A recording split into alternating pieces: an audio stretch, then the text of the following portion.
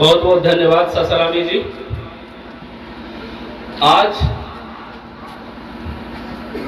हम लोग अपना रिपब्लिक डे सेलिब्रेशन कर रहे हैं और आप सब जानते हैं कि आज ही के दिन हमारे देश में संविधान लागू हुआ था और आज ही के दिन हमारा देश लोकतांत्रिक गणराज्य के रूप में अंगीभूत हुआ था। और हम आज इस महत्वपूर्ण राष्ट्रीय अवसर पर अपने सभी महान स्वतंत्रता सेनानियों का नमन वंदन करते हैं।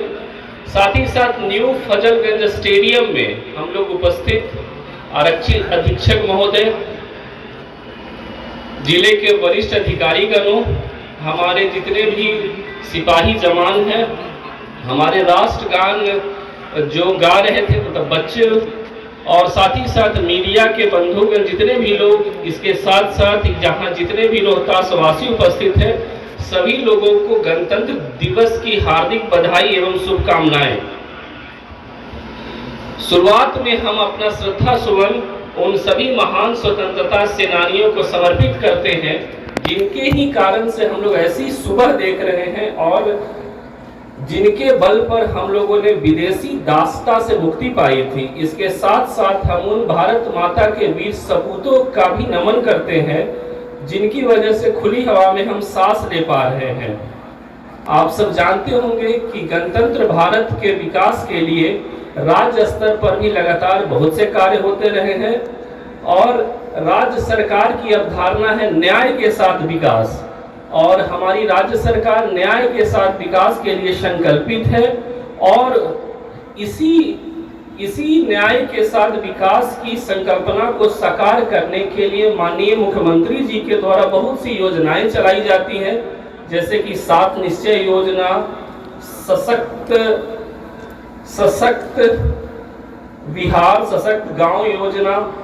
उसमें यदि रोहतास की रैंकिंग देखते हैं तो ये एक बहुत ही अच्छी बात है कि रोहतास की रैंकिंग लगभग सभी योजनाओं में बहुत ही अच्छी रही है। 7 निश्चय योजना में राज्य भर में 6th स्थान पे हम लोग हैं।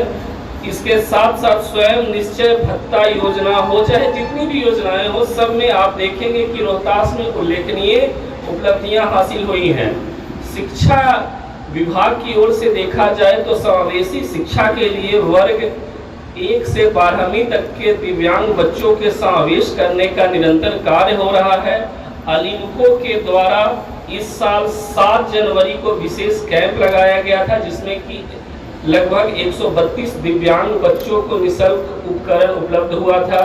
इसके साथ साथ वायरस संक्रमण को देखते हुए आप लोग देख रहे होंगे कि विद्यालयों में जो आपका रेगुलर जो होना चाहिए शिक्षा वो नहीं हो पा रहा है। तो इसके बाद मेरा दूरदर्शन मेरा विद्यालय योजना लागू हुआ।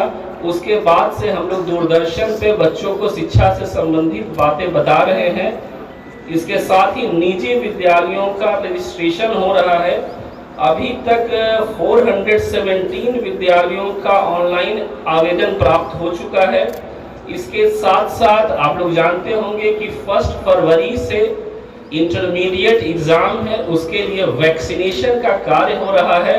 जिले में लगभग 1,20,000 बच्चे मैट्रिक इंटर के स्टूडेंट हैं, तो उन सभी बच्चों का वैक्सीनेशन गति से हो रहा है। शिक्षक नियोजन का कार्य भी काफी ही पारदर्शी ढंग से जिले में हो रहा है। लोक स्वास्थ्य अभियंत्रण डिपार्टमेंट के द्वारा हर घर जल योजना के अंतर्गत 1167 वार्डों में वर्क कंप्लीट हो चुका है। आवास योजना के अंतर्गत जिले के जितने लक्ष्य लगभग 100%, अभी मात्र 2700 घर अपूर्ण है, नहीं तो हम लोग के यहाँ 31,000 घर अभी कंप्लीट हो चुके हैं। जब हम लोग हरियाली मिशन की बात करेंगे जो कि माननीय मुख्यमंत्री जी के द्वारा लॉन्च हुआ है, उसमें भी जिला हमेशा से रैंक 1 रैंक 2 के आसपास रहा हुआ है। लोहिया स्वच्छ बिहार अभियान के अंतर्गत सामुदायिक स्वच्छता सेंटर्स का निर्माण हुआ है। 400 सेंटर्स का निर्माण हो चुका है। सामाजिक सुरक्षा स्कीम के अंतर्गत देखा जाए तो मुख्यमंत्री वृद्धजन योजना, निःशक्त जन योजना, अंतरजातीय विवाह योजना, इन सभी का लाभ जिले वासियों को सौंपा जा रहा है। यदि सप्लाई हम लोग उसकी बात करें तो राष्ट्रीय खाद्य सुरक्षा अधिनियम के अंतर्गत जितने भी लोग हैं ईपॉस मशीन के द्वारा अब हम लोग उनको खाद्यान्न दे रहे हैं और भी बहुत से कार्य हुए हैं।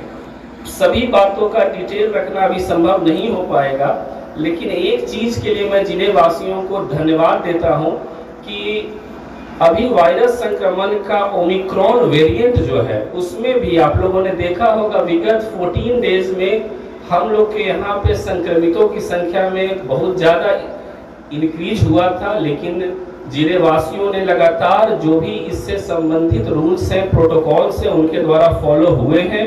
जैसे कि वो लोग लगातार जो है मास्क का यूज कर रहे हैं, सोशल गैप डिस्टेंसिंग मेंटेन कर रहे हैं, भीड़ भाड़ के जो भी स्थान थे वहां पर जाने को अवॉइड कर रहे हैं।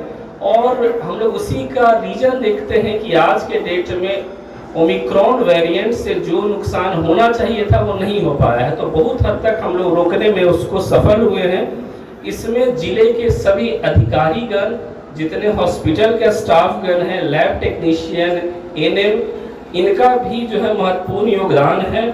इसके साथ साथ सभी लोगों का तो खैर योगदान है ही, लेकिन रोहतास जिले की विवेकशील जनता का महत्वपूर्ण इसमें सहयोग प्राप्त हुआ है। बिना उनके सहयोग को ऐसा संभव नहीं हो पाता कि हम लोग इतनी आसानी से और इतने अच्छे ढंग से उसका सामना कर पाते हैं। राज्य सरकार सुशासन का मूल मंत्र न्याय के साथ विकास के साथ लगातार कार्य कर रही है। भ्रष्टाचार के प्रति हम लोग काफ़ी जो है हार्ड हैं और लगातार उसके ही रीजन से देख रहे हो कि लगातार महत्वपूर्ण एक्शन हो रहे हैं। कहीं भी कोई गलती होता है तो उस पर हम लोग हार्ड हैं, लेकिन इसके साथ साथ हम लोग मानते हैं कि मंजिल अभी भी बहुत दूर है और अभी बहुत सी मुश्किलें हैं, बहुत सी उपलब्धियां हासिल होनी है। लेकिन आप सब लोगों का योगदान रहेगा, रोहतास वासियों का योगदान रहेगा, तो हम लोग सक्षम हैं उसमें। और हम लोग आपके सहयोग के लिए हमेशा हम लोग का रहता है कि लोगों का सहयोग प्राप्त हो, और हमें लगातार सहयोग प्राप्त भी होता रहा है। तो इसके लिए फिर से मैं आपको शुभकामना देता हूं, बधाई देता हूं। और सबसे अंत में मैं फिर से महान स्वतंत्रता सेनानियों को फिर से एक बार वंदन अभिनंदन करते हुए आप सबको हार्दिक शुभकामनाएं देता हूं। धन्यवाद। बहुत बहुत धन्यवाद। बहुत बहुत पुलिस लाइन में उपस्थित जिला पदाधिकारी महोदय, अन्य सभी प्रशासनिक पदाधिकारीगण, पुलिस पदाधिकारीगण तथा रोहतास पुलिस परिवार के सभी पुलिस पदाधिकारीगण, कर्मीगण एवं उनके परिजन, आज हम लोग इस 73वें गणतंत्र दिवस के अवसर पर एकत्रित हुए हैं सभी अमर शहीदों को याद करने के लिए और देश की एकता एवं अखंडता और संपूर्णता को अक्षुण्ण बनाए रखने के संकल्प को दोहराने के लिए यहाँ पर एकत्रित हुए हैं। आज ही के दिन 26 जनवरी 1950 को हमारे देश को पूर्ण स्वायत्तता गणराज्य घोषित किया गया था और इसी दिन हमारा संविधान लागू हुआ था। हम लोग सबसे पहले सभी जो हमारे अमर शहीद हैं उनको याद करते हैं, जिन्होंने हमें भारत को स्वतंत्रता दिलाई और जिसके कारण भारत में गणतंत्र लागू हुआ। साथ ही साथ सभी रोहतास के पुलिस पदाधिकारी एवं कर्मियों को नमन करते हैं जो अपने कर्तव्य पथ पर चलते हुए शहीद हुए और रोहतास में एक बेहतर भविष्य बनाने के लिए जो शहीद हुए उनको हम याद करते हैं।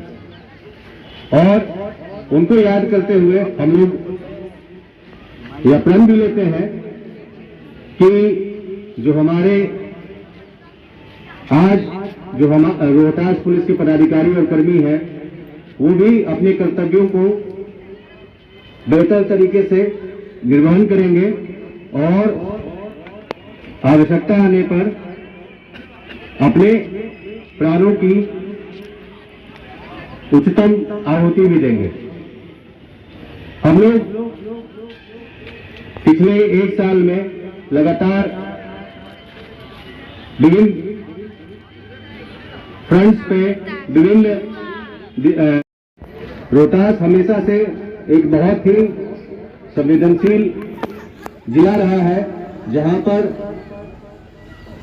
चाहे वो विधि व्यवस्था संधारण हो या नक्सलियों के विरुद्ध कार्रवाई हो या अपराधियों के विरुद्ध कार्रवाई हो, वो हमेशा से एक चुनौतीपूर्ण कार्य रहा है।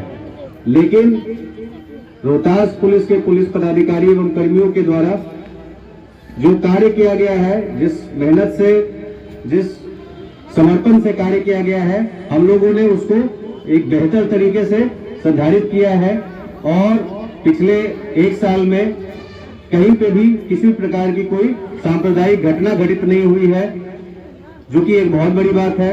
कोई नक्सली घटना घटित नहीं हुई है, जो कि एक बहुत बड़ी बात है। और हम लोगों ने